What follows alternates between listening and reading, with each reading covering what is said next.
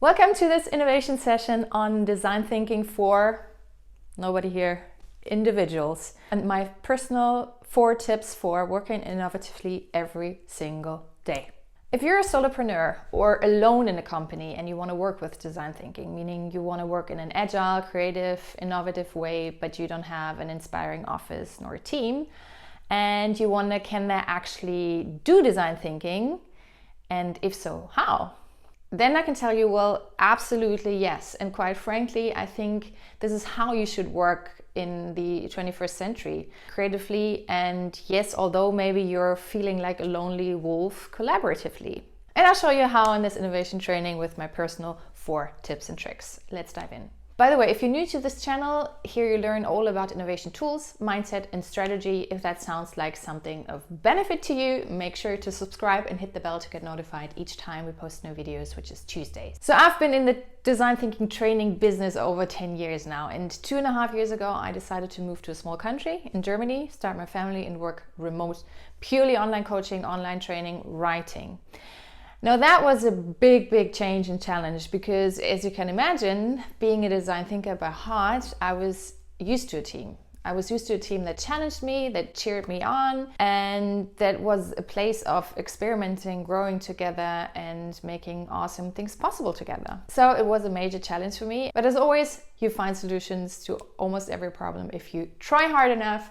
And the way I solved issue number 1, not having a team, is that I simply created a support group. Now, teamwork, as you might know, is a major part in design thinking. Why is teamwork so important? Because teams, as I said, cheer you on, they keep you motivated, if they're a good team, of course.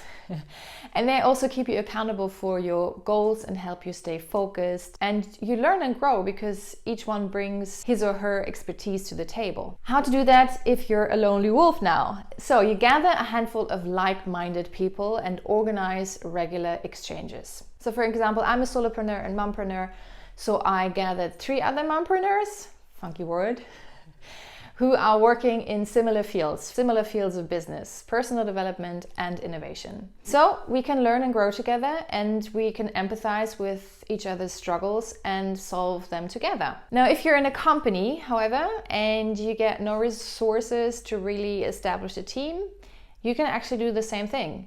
You gather like-minded people who want to stir things up in their department and in their own teams, and you meet regularly. Now, in terms of time, we meet via Zoom once a week, only 15 to 30 minutes for a quick check.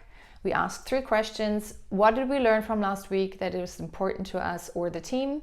What did we accomplish? And the goals for the upcoming week. Pretty fast, pretty simple. Anything else? Questions along the way, during the week, as well as inspirations we post in a Slack channel. It's really super simple and very effective, and you can do that as well in a company. Now, challenge and tip number 2.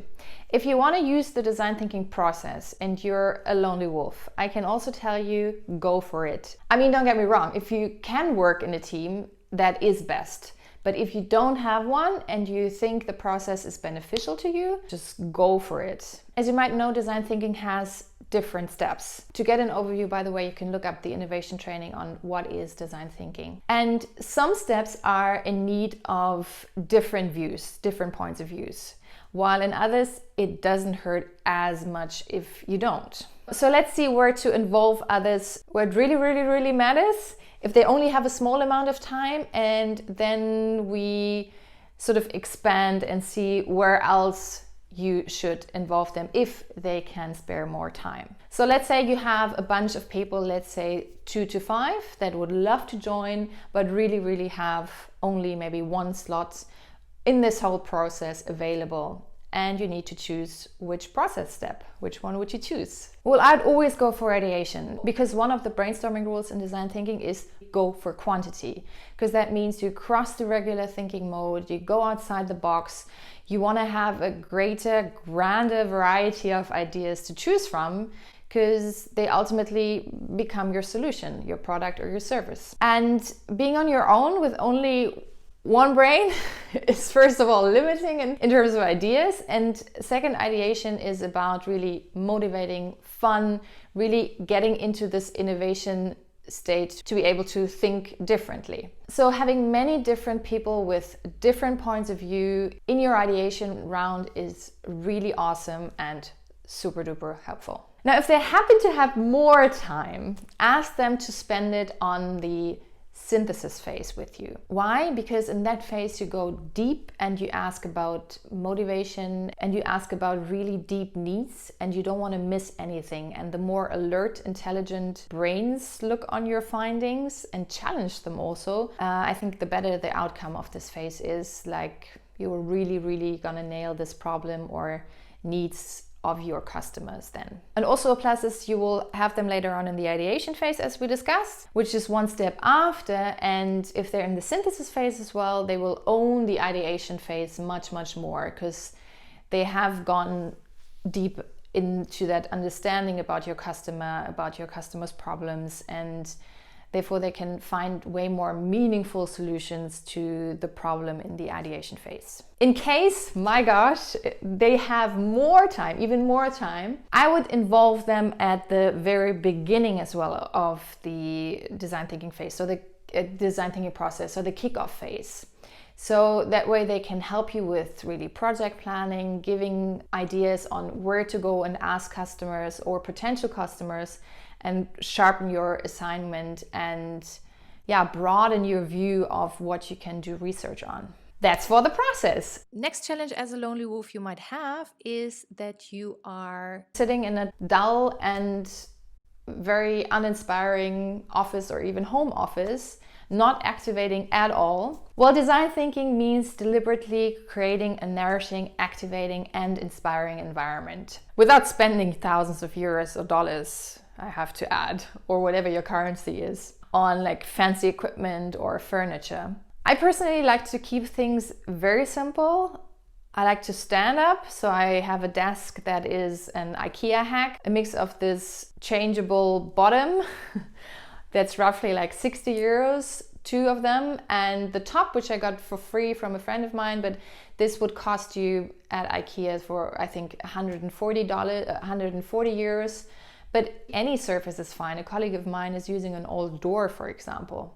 Then as a working canvas, I now ordered for the first time a whiteboard for 150 euros, but I've been working on, and I'm still working with, large flip chart paper. I use Post-its and Sharpies. That is it. And for inspirations, I have this frame and I have plants. Sounds silly, but it's a simple way to make a room look and feel less like an office and more of a nourishing hub or space. And finally, number 4, use productive time slots. In design thinking, as you may know, time matters a lot. You're not discussing for ages. Time slots are super concise and productive. So what can you do? For one, I create an agenda every single day and I allocate rough timing to it. That way I don't get distracted, because focus is key for performance, and one distraction can cost you up to 30 minutes of your day to get back into the game, according to research. I only have a limited amount of time per day. I am a mom. Wasting time is not working for me, and I assume not for you either, right? So these were the 4 tips. Let me know about your tips and tricks, and also about your takeaways from the session in the comments below. Subscribe and like, and keep on working innovatively, creatively, and see you next Tuesday on this channel. Bye bye.